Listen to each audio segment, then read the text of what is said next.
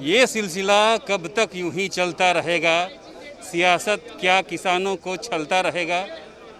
आज हम मौजूद हैं किसान संसद में और जनमंच की टीम हमारे साथ है।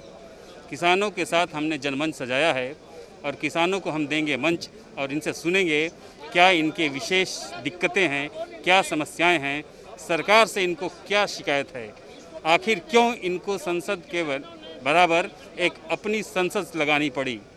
क्या कहना चाहेंगे आप? आपको यह संसद लगाने की ज़रूरत क्यों पड़ी? पहले तो मैं आपने जो 2 लाइनें बोली उसके लिए आपका बहुत बहुत आभार व्यक्त करता हूं कि ये हमेशा क्या ऐसे ही चलते रहेंगे। और ये चलने का सिलसिला तो आप लोग देख ही रहे हो, जब से ये सरकार दोबारा सत्ता में आई है वो चलती ही चली जा रही है।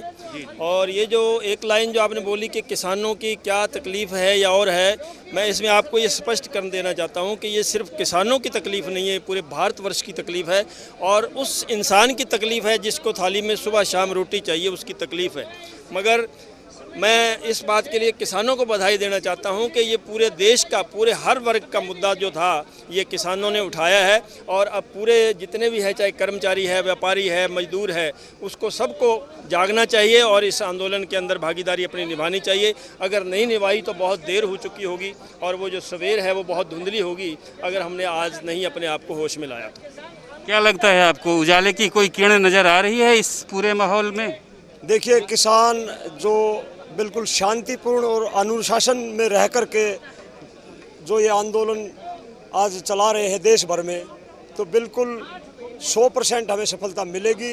सरकार को झुकना पड़ेगा और किसानों के लिए ये जो ज़बरदस्ती काले कानून बनाए हैं मोदी सरकार ने, ये रद्द करने पड़ेंगे और MSP का कानून बनाना ही पड़ेगा। आप काफ़ी मेहनत कर रहे हैं, इतना भारी झंडा थामे हुए हैं, तो आपकी इस मेहनत के लिए आपको मैं धन्यवाद देता हूं, आपका शुक्रिया करता हूं। आप ये बताएं कि किसान की जो खास मुद्दे हैं, क्या इसमें राजनीति हो रही है या फिर जेन्युइन मुद्दे हैं? क्योंकि 11 दौर की वार्ता हो चुकी है, उसके बाद भी आप झुकने को तैयार नहीं है किसान। जो 11 दौर की बातें हुई हैं किसानों के साथ, कृषि मंत्री और भारत सरकार के द्वारा ये बात स्पष्ट पहले कर दी कि हम कानूनों को रद्द नहीं करेंगे, हम इनमें चेंजिंग करेंगे, अगर आप कोई तुर्ती बता सकते हो तो। परंतु किसानों ने पता है ये कानून जो है पूरी तरह हर हालात में किसानों के खिलाफ हैं, काम करने वाले लोगों के खिलाफ हैं, मेहनत करने वाले लोगों के खिलाफ हैं। तो हम इन कानूनों को रद्द करवाने के लिए आंदोलन कर रहे हैं, न कि सुधार करवाने के लिए। ये सरकार किसानों को भटकाना चाहती है, किसानों को थकाना चाहती है, किसानों को यहाँ से हटाना चाहती है, परंतु ये किसान जो है आने वाली अपनी फसल और नस्ल के लिए लड़ रहे हैं, जिसके साथ भारत का भविष्य भी सुरक्षित रहे। अगर किसान और फसल उसकी सुरक्षित नहीं है तो देश भी सुरक्षित नहीं है। और ये सरकार जो है पूरी तरह गैर लोकतांत्रिक है और तानाशाह है।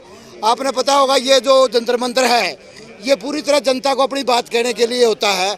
आज जो है किसान एक 200 गज जगह में स्वीट करके छोड़ दिए हैं, ये लोकतंत्र को धीरे धीरे कमज़ोर कर रहे हैं, सिकोड़ रहे हैं।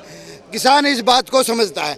आज इस देश का जो किसान है केवल किसानों की लड़ाई के लिए नहीं, अब किसानों ने लोकतंत्र भी बचाना है, इस किसानों का भविष्य भी बचाना है, शिक्षा भी बचानी है और संविधान भी बचाना है, रोजगार भी बचाना है। काफ़ी लड़ाई किसानों के साथ जुड़ चुके हैं। हम जो है हर हालात में इन कानूनों को रद्द करवाएंगे और लड़ेंगे और जीतेंगे, ये हमारा विश्वास है और विश्वास पर ही दुनिया कायम है। जी, आपने ये बात सही कही कि जंतर मंतर है, जनता को इकट्ठा और अपनी आवाज़ देने की जगह है। मैं अपनी चैनल के जरिए जनता को ही मंच देने आया हूँ अपने कार्यक्रम जनमंच के जरिए। लेकिन एक बात मैं देख रहा हूँ यहाँ पे कि संसद जो होती है पूरे देश का प्रतिनिधित्व होता है, यहाँ पे मुझे पूरे देश के किसान नज़र नहीं आ रहे हैं। देखिए, कोई भी चीज़ होती है, आप ये सोचो कि जब देश आज़ाद हुआ था तो पूरे भारत में भगत सिंह नहीं थे। तो ये जहाँ जहाँ जैसे जैसे जागृति आई है, पंजाब ने शुरुआत की, हरियाणा मिक्स हुआ, हरियाणा के साथ लगता है यूपी आया।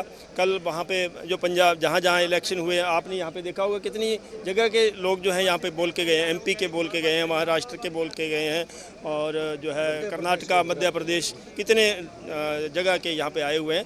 तो वो वहाँ पे अपनी अपनी जो चला रहे हैं।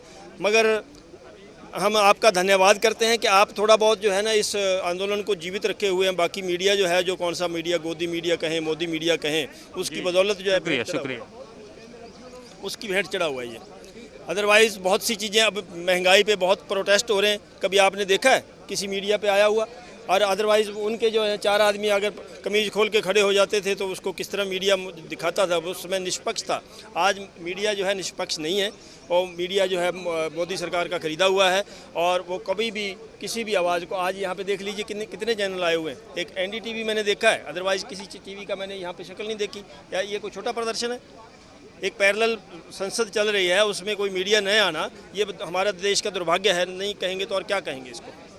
तो मैं आप लोगों का बहुत आभार व्यक्त करता हूं कि आप लोगों की वजह से ये जिंदा है। ये पूछा और कि ये चीज़ कुछ क्षेत्र के लोग हैं, ये पार्लियामेंट जैसे चलेगी 13 तारीख तक, लगातार अलग अलग क्षेत्र के और अलग अलग हिस्से के लोग, अलग अलग तरह के लोग इसमें संसद में भाग लेंगे, और पूरे देश के लोगों का प्रतिनिधित्व यहाँ है कन्फर्म तौर पर, इसमें कोई दोहराई नहीं है। वो संख्या दूर होने के नाते कम हो सकती है, परंतु पूरे देश के लोगों के, किसानों का इसमें पार्टिसिपेशन है, और पूरे देश के लोग किसान इसके साथ हैं। इस देश की जनता को किसानों का खासकर आभार मानना चाहिए कि उनकी वजह से उनका पेट भर रहा है। लेकिन आज किसान जिस मुद्दे पर खड़े हैं, आज जिस दोराहे पर खड़े हैं, उसमें उसे खुद नहीं समझ में आ रहा है कि वो किधर जाए। जब इस देश का आज़ादी का आंदोलन चला था, उस टाइम भी किसान वर्ग ने इस आंदोलन में ज़्यादा भागीदारी दी। किसान इस बात को समझता है, जो इस देश के अंदर जो तादाद है नहीं, वो किसान और मजदूर की ज़्यादा है। जो मजदूर हैंड टू माउथ कर रखे है इस सरकार ने, रोजगार छीन चुके हैं, लोकतंत्र की हत्या हो चुकी है, संविधान की मर्यादाएं खत्म कर चुकी है। इसके अंदर आप डेलीगेट के रूप में पूरे भारत से, अपितु पूरे विश्व से लोग आए हुए हैं। ये अलग बात है, हरियाणा, पंजाब, दिल्ली, राजस्थान और यूपी के लोग दिल्ली के नज़दीक होने के कारण ज़्यादा मात्रा में आए हुए हैं। बाकी डेलीगेट केरल से भी आया हुआ है, तमिलनाडु से भी, महाराष्ट्र से भी, तेलंगाना से भी। अभी यहाँ पे हो सकता है लेट पहुँचे हो, सबकी घोषणाएं हुई हैं। पूरा देश का किसान, ट्रेड यूनियन सारी इसके अंदर शामिल है, मजदूर यूनियन सारी इसके अंदर शामिल है, और जैसे जैसे धीरे धीरे आंदोलन आगे बढ़ता जाएगा और सारा देश सड़कों पर आ जाएगा। अच्छा, जनमंच के जरिए आप ये बताएं कि आने वाले विधानसभा चुनावों में क्या भाजपा सरकार को किसान आंदोलन से बहुत बड़ा खतरा है? बिल्कुल बहुत बड़ा खतरा है। बंगाल का उदाहरण आप देख सकते हैं। बंगाल में एक समय ऐसा लगता था बीजेपी आ चुकी है, और बीजेपी को सौ दूर चली गई। इस जो अब 5 इलेक्शन आने वाले हैं 2022 के 5 स्टेटों के, विशेषकर यूपी, क्योंकि यूपी इस देश का बड़ा राज्य है। हम यूपी के अंदर इसको ऐसा तमाचा मारेंगे, ये 7 पीढ़ियों तक याद रखेगी ये RSS।